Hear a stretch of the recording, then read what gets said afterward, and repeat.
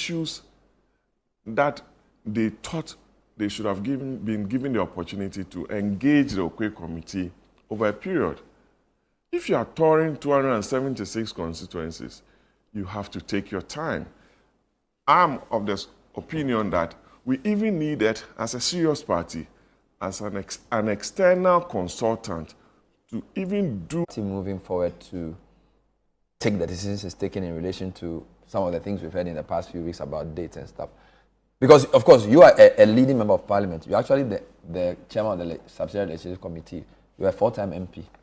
So you're telling me, hat on hand, you haven't seen the report. Bernard, I'm a very senior member of the party. Wow. If you talk about those who have served from the base up to this level, I'm a very senior member of the party. I know the ins and outs of the party, just that some of us don't talk too much. Yeah. We as a caucus ought to also conduct an in-depth analysis of our performance as a caucus.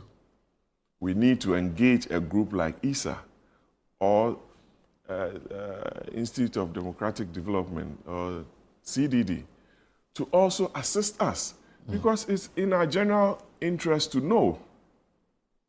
Because you can't offer prescription to somebody when you haven't done the diagnostics well. And that is where we are lacking.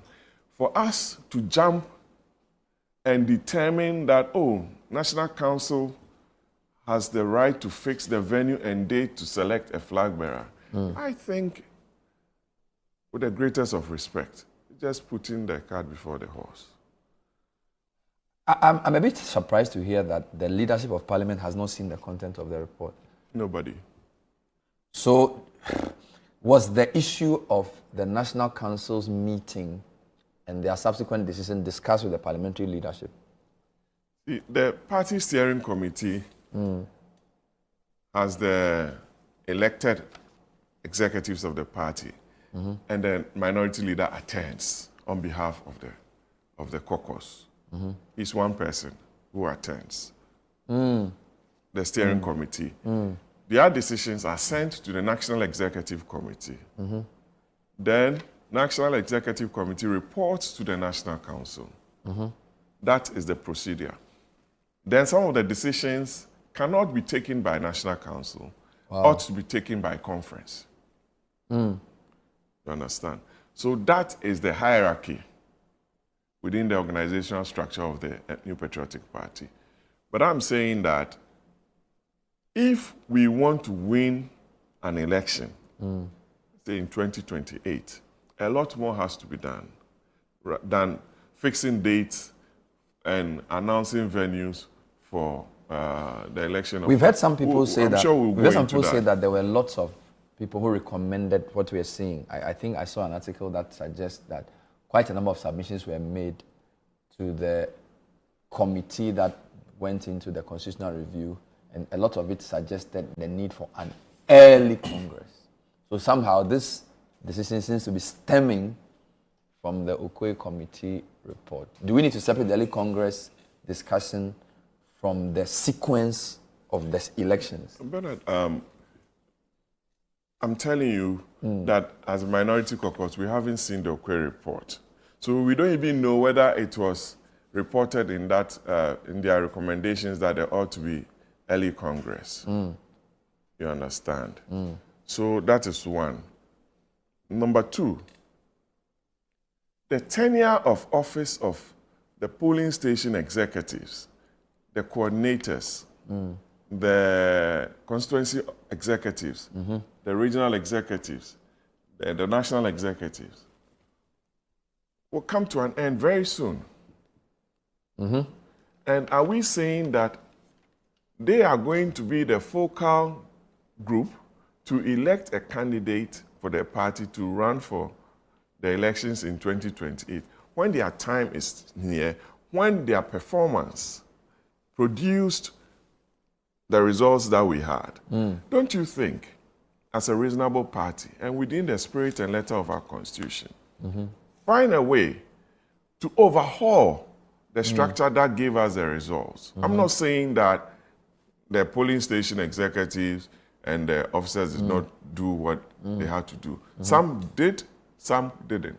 And I'm telling you that somebody is sitting in Okankwe Central whose ambition is to become a polling station executive in the next election when the polls are open, nominations are open, so that that person can also come and say that, look, I want to be a polling station chairman here because I identify these issues, and if we put in the right measures, we should be able to overturn the results in, let's say, MESPA school.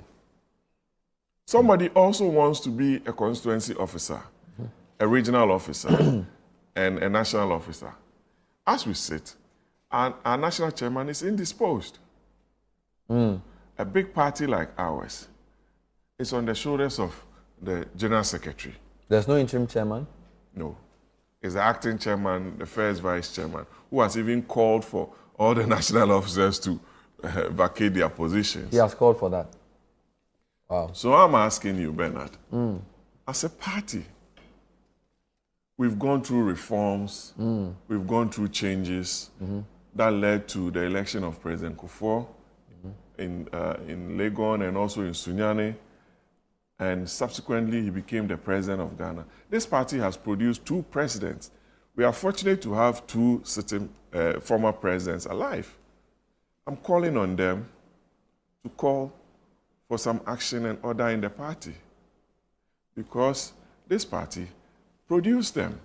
If we are going through this turmoil, we ask that they call people round the table and have a heart-to-heart chat with them. Are you a member of National Council?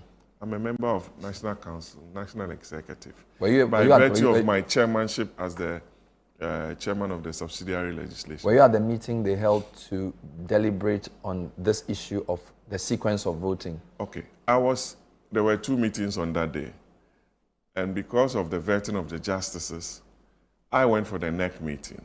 So when the minority leader came, he asked that myself and the deputy leader, Madam Patricia PJ, go to Parliament to take care of the vetting of the justices. Whilst he goes to the Yes, National Council meeting? National Executive meeting. That was in the morning. So we left the venue because I had asked the General Secretary when I got there whether a decision was going to be made for early Congress. And he said, oh, he wasn't too sure about that. But it could come up. So when I went back, the leader came after the first meeting, that was NEC, and told me that, oh, he was going to go for the council, but we should stay and continue with the vetting. That was what happened. But Bernard. Just a quick question. Does the caucus take a position for these type of meetings, or you go as individuals? The caucus should have met to discuss the caucus's position. But you see, when I got there, I asked for the agenda for the meeting, and there was no agenda. So some of these things were originated by some people within the council. In the course of the meeting? That was what I was. Which means if you knew, for example, what the subject matter of that meeting would be, you could have written a position paper on it. For that to be read on your behalf, Yes. and then so as we speak, your voice was not probably heard on that debate. No, but I have stated on various platforms that I'm against this approach of selecting a flag bearer when we haven't fixed the party. We need to fix the party. We need to fix the party to make the party attractive again, to be able to win a general election. That is why I said we need a very organized and disciplined party to elect a president, not a flag bearer. Because those declaring to be flag bearers and what have you, what are we standing on? What are we going to be standing on to win a general election? What some of my people forget is that what led to our abysmal performance was the lack of public trust in our party. And we need to build that public trust and confidence again. Because it cannot be that you go into an election and produce this result and all you are interested in is to electing a flag bearer. Nobody does that. What I've been told, but I think I interviewed the General Secretary here, one of the things I heard was that sometimes you need to stop the war of attrition. And I suspect they feel that there are too many elections. All these levels of elections will further divide the party. And because the party is already divided, if you meant it by choosing the leader, those at the bottom have no reason to fight because they will all have to rally behind the leader. That's the logic. I'm not saying I agree with the logic, but that's my understanding of the logic. I've been in this business way before the General Secretary. I'm telling you with all due respect. I was in Sunyani for the election of President Kufuor. The contestants at the time, Malik Alhassan Yakubu, J.H. Mensah, J. Kufuor, Nana Akufo-Addo, Kofi Konadu Apreku, Kodua, and co. Big boys in the party. They all respected the will of the Congress that elected President Kufuor because they put in place the right measures and everybody saw the transparency in the process. And they respected the party's choice. My view is that if you don't take care and you purport to rush the process and somebody feels the process was skewed one way or the other because the Electoral College was not reformed to reflect the times, how can you call that person to come and join a campaign wholeheartedly?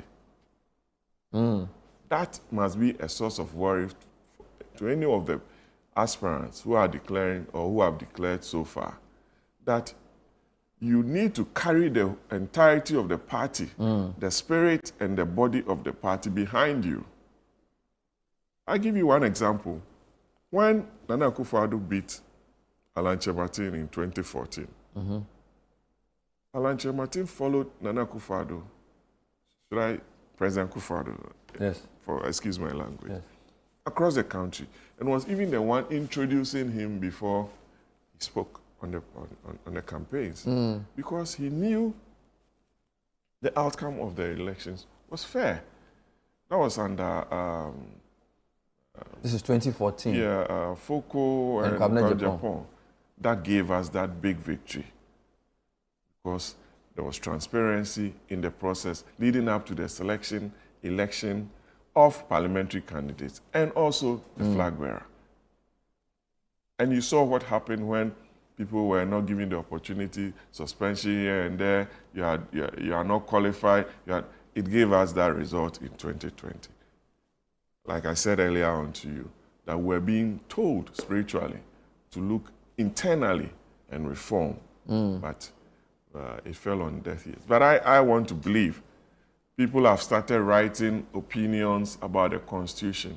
Yeah, the Constitution may say one thing, but you have to also look at the realities and how reasonable the processes are so that the true will of the delegates or the party is realized to enable us present. So let me just understand the position.